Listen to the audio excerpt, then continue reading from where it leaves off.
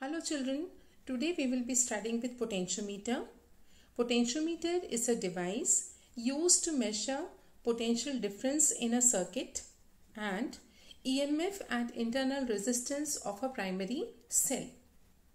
Potentiometer consists of a long piece of wire of uniform area of cross section fixed on a wooden board. In actual design, wire is cut into several pieces, each 1 meter long, placed side by side and connected at the ends by thick metal strip as shown in the figure. Now we will see how we can use potentiometer to measure potential difference or EMF or internal resistance of a cell. Let us see now the principle of working of potentiometer. We take a potentiometer across which is connected a battery, an ammeter and a rheostat in series. A voltmeter is taken, positive terminal of which is connected to A and the negative terminal is connected to jockey. When the key is closed, a current I flows through the circuit. The potential drop across any length L of the wire is equals to IR. According to Ohm's law, we know V is equals to IR. R is equals to rho L upon A.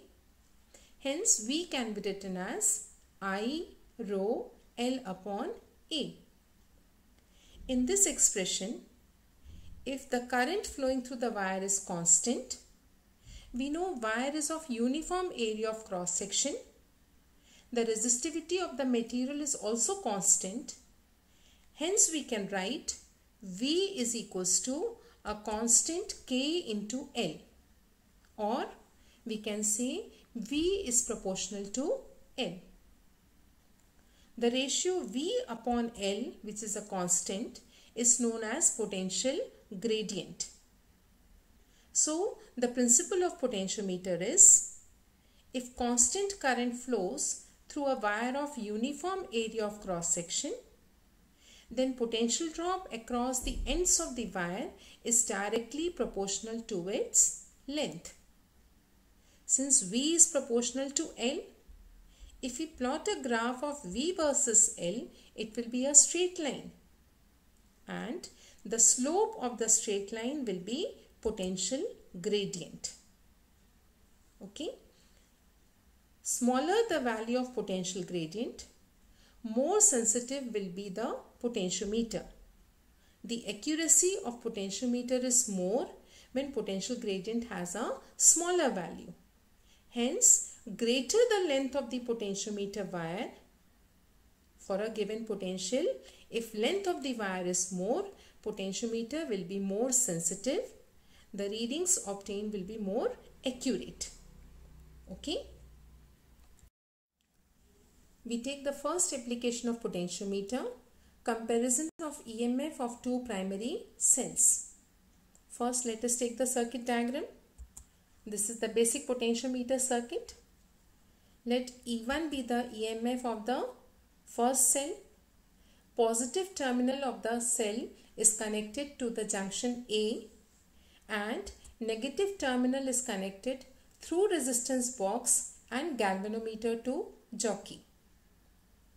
The resistance box is used in series with galvanometer to protect the galvanometer from heavy current. So, for the cell E1 in the circuit, the jockey is slided along the wire and let the galvanometer show zero deflection at a distance L1 from A. We apply now Kirchhoff's loop rule to the loop A J1 G A. The current through galvanometer and resistance box is 0. Across AJ1, potential drop will be KL1. We have seen in the principle of potentiometer. So KL1 minus E1 is equals to 0. Or we can say E1 is equals to KL1. Let this be equation 1.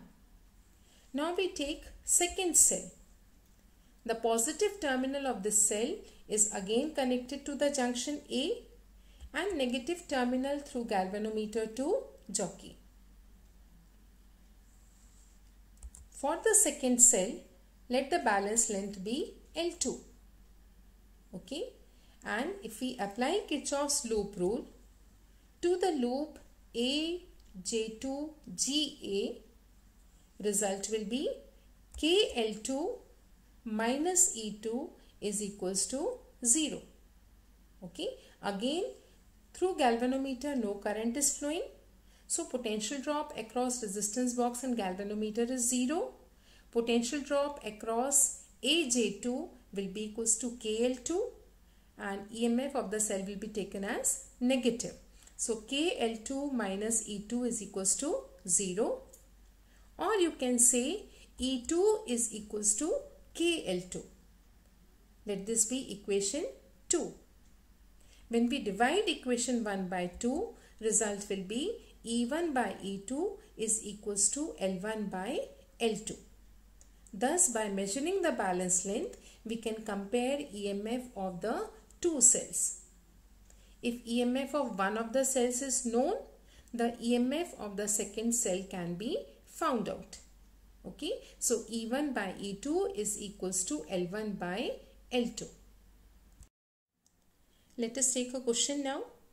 It is a very important conceptual question. Why is potentiometer preferred over voltmeter to measure EMF? Let us take a cell. A voltmeter is connected across it to measure its EMF. We know voltmeter is a device with high resistance.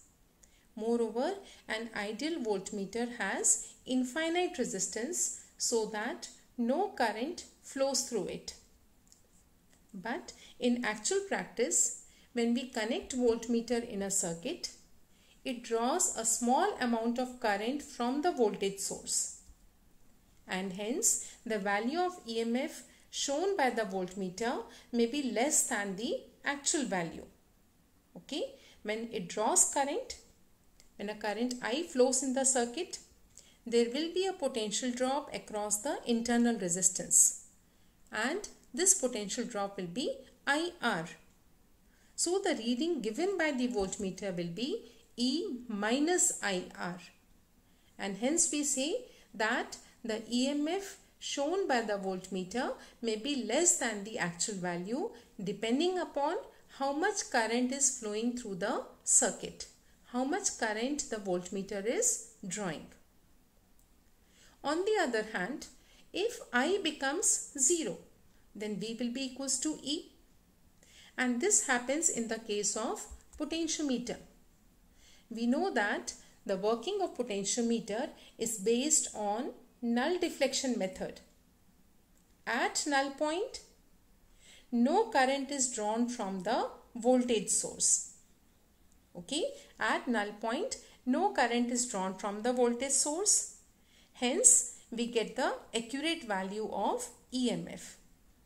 In the above expression, if I is equals to 0, then V is equals to E. Okay, so at null point, no current is drawn from the voltage source, and hence we get the accurate value of EMF. Thus, we can say potentiometer is preferred over voltmeter to measure EMF. Okay. We take now the second application of potentiometer in measuring internal resistance of a primary cell. Let us see the circuit diagram. This is the basic potentiometer circuit. We take a cell whose positive terminal is connected to the junction A and the negative terminal through galvanometer to jockey.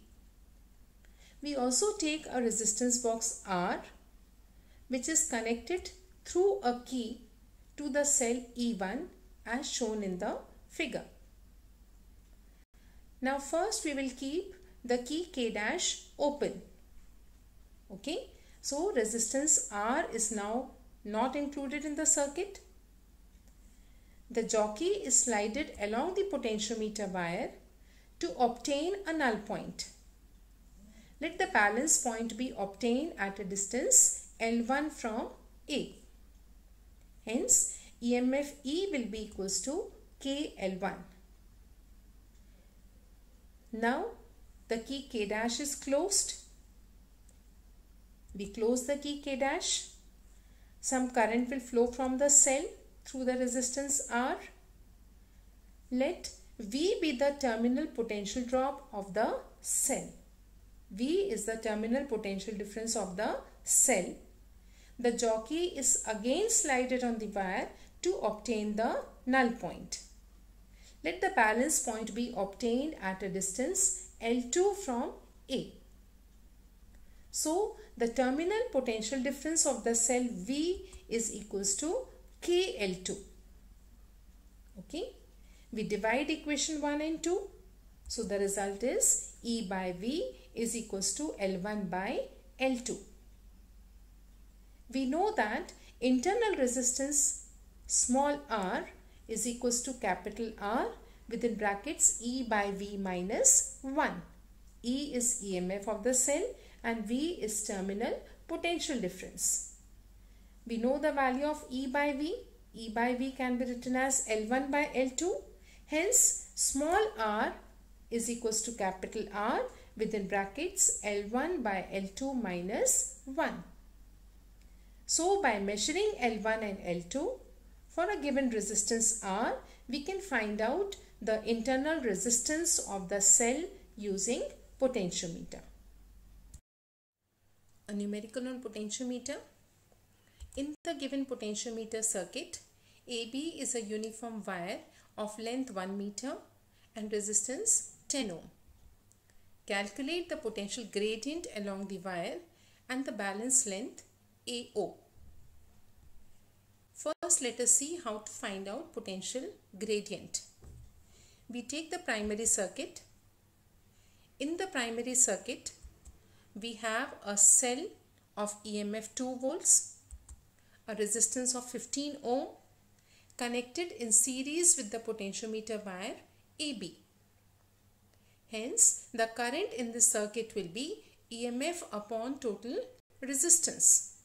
So, I is equals to 2 upon 15 plus 10. That is 2 by 25 ampere. This current flowing through the wire AB will produce a potential drop across AB. So, potential drop across AB will be equals to IR. Resistance is 10 ohm. Current is 2 by 25. Hence, VAB is equals to 4 by 5 volt. Potential gradient is potential drop per unit length. So, K is equals to VAB upon length of AB. Hence, potential gradient K is equals to 4 by 5 volt per meter. So, to find potential gradient, we always take the primary circuit. The basic potentiometer circuit we take. We first find out the current in the circuit. Secondly, we find out potential drop across the potentiometer wire. And potential gradient is potential drop per unit length of the potentiometer wire. To find the balance length, we will take the secondary circuit. In the secondary circuit, we have a cell of EMF 1.5 volt and resistance of 1.2 ohm and 0.3 ohm. So, the current in this circuit I1 is equals to 1.5 upon 1.2 plus 0.3, and this gives the current as 1 ampere. To find the balance length AO, we will first find the potential drop across AO. And this potential drop will be same as potential drop across 0.3 ohm or terminal voltage of the cell connected in the secondary circuit. Let us see. VAO will be 0.3 into 1, 0.3 volts. And if we find the terminal voltage, it will be E minus IR. This also turns out to be 0.3 volt. So, we can take the either. We have now potential drop across AO as 0.3 volt. We know the value of potential gradient. Hence, the balance length will be VAO upon K. VAO is 0.3, K is 4 by 5, and hence the balance length will be 37.5 centimeters. So to find the balance length, we make use of the secondary circuit. Using the value of potential gradient, we get it as potential drop across the wire upon potential gradient.